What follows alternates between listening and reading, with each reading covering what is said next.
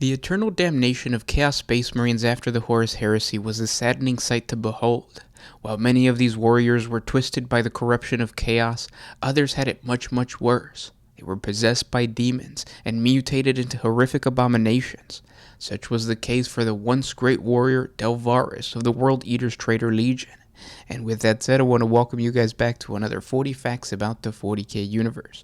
I am your host, Gersh1, and today we're going to have a quick little lore video on the World Eater known as Delvarus.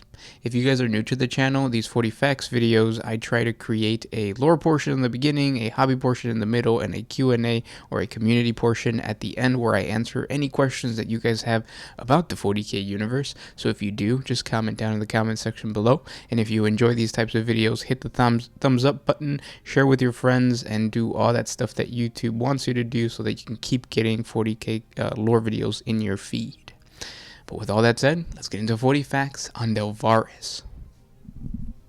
Battle Brother Delvarus was born on the jungle world of Novice Principa, which was conquered by the World Eaters Legion in the early decades of the Great Crusade.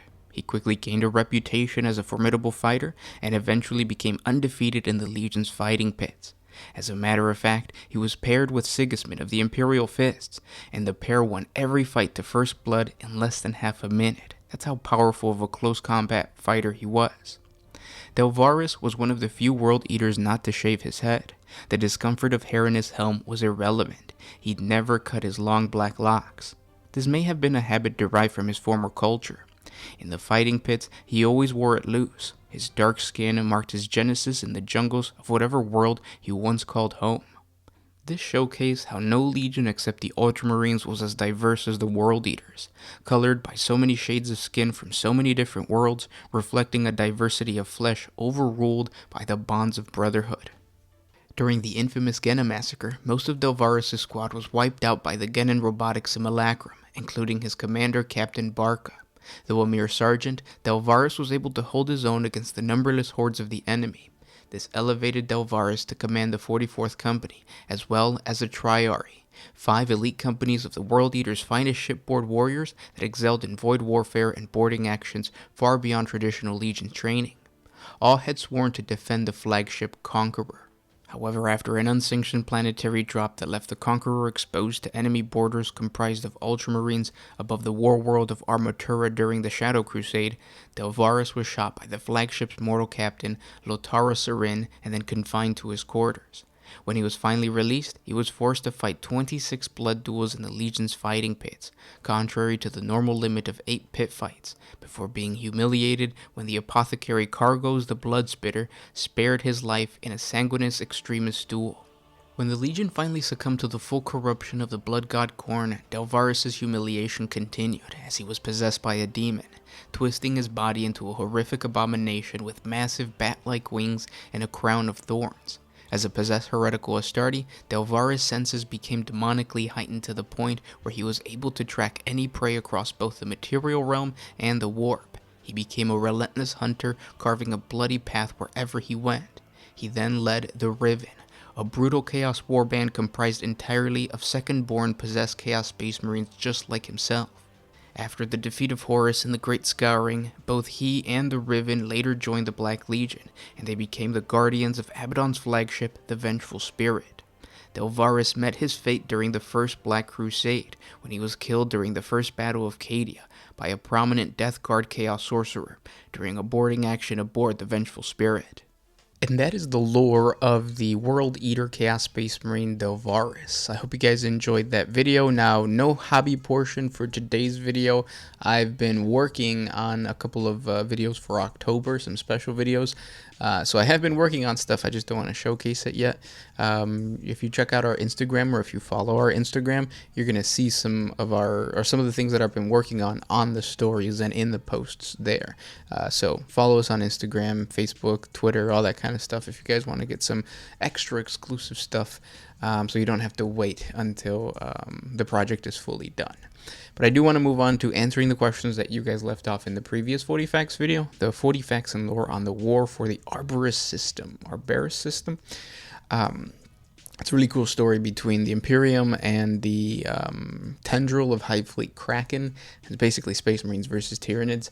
Check it out if you haven't done so already, but I am going to be picking the questions from that video. If you guys have more questions for me, whether it's how to homebrew a certain piece of lore, like if you need help with bending the rules to see if you could create some type of lore, let me know in the comment section below. Or if you guys just want to know more about the Warhammer 40K universe, again, just comment. But let's get into the question. So this one comes from Nathaniel Levy. Is the Catan the outsider whole, or was it sharded before it left the galaxy? So the lore says that he was tricked by the Laughing God, and then he left. That was the original lore, and I think when the Necron lore kind of changed, when they stopped being such robotic, like mindless, I guess, species or army, the outsider was thought to have been destroyed just like the other ones, but I think most recently him and supposedly the Void Dragon are the only ones that are left that are complete Catan. Like, they were not sharded, like you said. But then we got the Void Dragon, and we saw that, no, yes, there is shards. Now, there's another thing, too, to remember, and that is that Catan have the ability to break a piece of themselves off. So if we do see of the outsider, it could be that he is coming back, and it's just a piece of that Catan, the outsider. Not the full scale Catan, because that might be a little OP for the tabletop, because we're dealing with the shards of the Deceiver, shards of the all the other ones, or the Void Dragon and stuff like that. But in the lore, the outsiders, him and the Void Dragon, are the only ones that have not been destroyed. And again, he's in exile, so yeah. Next question comes from Ryson666 Pete. If you could bring back 30k units into the current tabletop, does that include Centurio Ordinatus mega weapons? Those were kind of overpowered, unless they cost a massive amount of points to put them on the tabletop, but still. And yeah, the models also cost a lot of money, and yet tempting nonetheless, isn't it? For sure. If you guys don't know what the Centurio Ordinatus is, even within the lore, you should check it out. I have a 40 facts video on them. Just massive weapons of mass destruction. So they're really awesome. And technically, yes, you can play 30k tanks or the Centurio Ordinatus mega weapons in 40k. However, in 9th edition, I know you could do that in the previous editions, but in the 9th edition, the rules might not be out yet. And because of everything has been kind of delayed and stuff, I doubt that we're ever going to get rules for 9th edition of these weapons. That doesn't mean you can't include them in your lore, though. Like I was saying in the previous 40 Facts video, there could be a Forge World that you're in control of that has these types of weapons still. Either they're functioning from the Great Crusade, or they were built after the Great Crusade because they have an STC or something like that. You can always squeeze that. And then right now, what you could do is you could use certain like you basically reskin a certain tank or a certain weapon to be the Centurio Ordinatus, and you can use these giant weapons of mass destruction. Next question comes from Memes of Warhammer. What do you think about the return of the squats into Kill Team and the possible Khorne army in 40k, since they were given a faction in Blood Bowl and Java finally updated Khorne Gores? I think it's awesome. Squats in Kill Team, like, we might get like a unit and stuff, and slowly we might be going towards like getting a full army. I don't play Kill Team, I don't play Necromunda where the squats are located, but as far as the lore, it's exciting, especially because if it's a Kill Team unit, it's gonna have like a big story piece. Most Kill Teams do. They have an entire like little packet and stuff like that, so that's gonna be fun. And new Khorne models is awesome. Even though I feel like when you look at other box games, and you know, Slaanesh, Nurgle, Khorne, Tzeentch are being updated, it doesn't necessarily mean it's going to translate over to 40k anytime soon. So don't get your hopes up too much, I guess. This next question comes from Demon Arc. Is it possible for the Thousand Sons to beat Grey Knights on the tabletop, and how? I don't really know too much about the Green Knights or the Thousand Suns. My guess is yes, especially if luck is on the Thousand Suns side. But yeah, I don't know too much about those armies, so unfortunately I cannot tell you. Jump over to like, what is it, tabletop tactics. They're all about like tabletop victory and what is it called? It was a Magic the Gathering thing, like deck something, or you're showcasing your list or whatever. I don't know what it's called, but yeah. This next question comes from Wilhelm Wadenson. Two-parter. Carcharodons versus the Black Dragons on the tabletop and lore, which one would you rather join? I think I've answered this before in previous 40Facts videos. Carcharodons all the way. Carcharodons are just way more savage, way more badass, and being like a super aggressive, giant, superhuman warrior is better than being a superhuman warrior with horns, because that's what the Black Dragons are. So yeah, Carcharodons all the way. Next question comes from Dun Krill. Sometimes I think about what happened if the Imperium was defeated and the other races faced off. Tyranids would probably win. I don't know, because like the Tyranids and the Orcs have been fighting, or were fighting in the Octavia sector for a really long time, and then God School saved them, but that had to be changed a little bit because God School was now out in the galaxy, not in one fixed spot. So I would say the Orcs and the Tyranids would probably go head to head.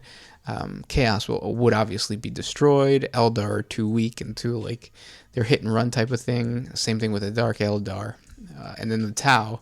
The Tau have so many things wrong with them as far as like being a superpower that we're not even gonna talk about it. I've talked about it before, but yeah. Next question comes from Stephen Livingston.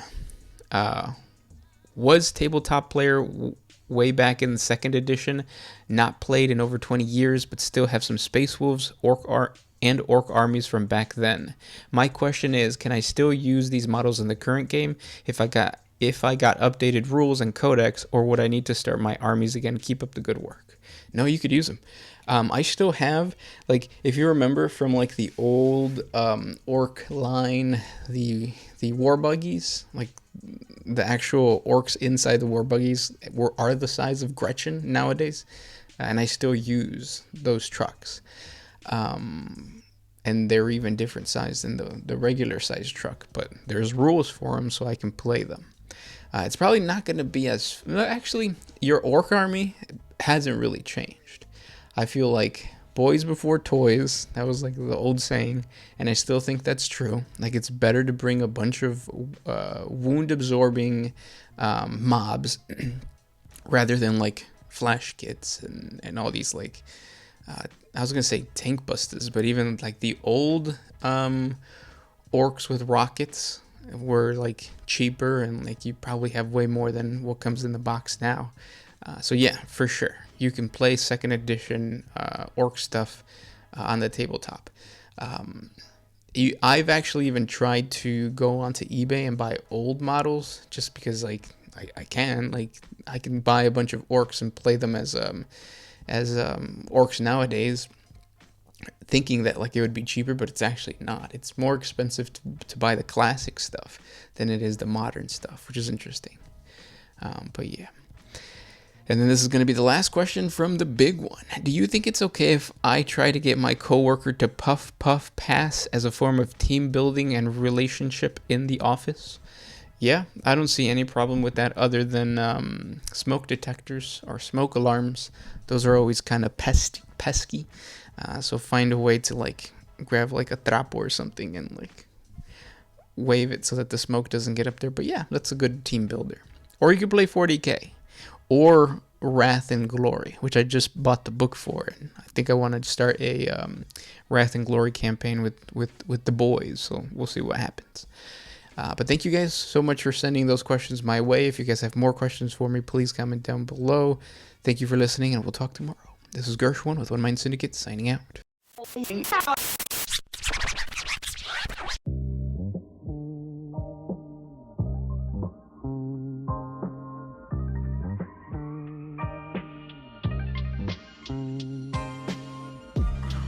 I used to put my freedom first.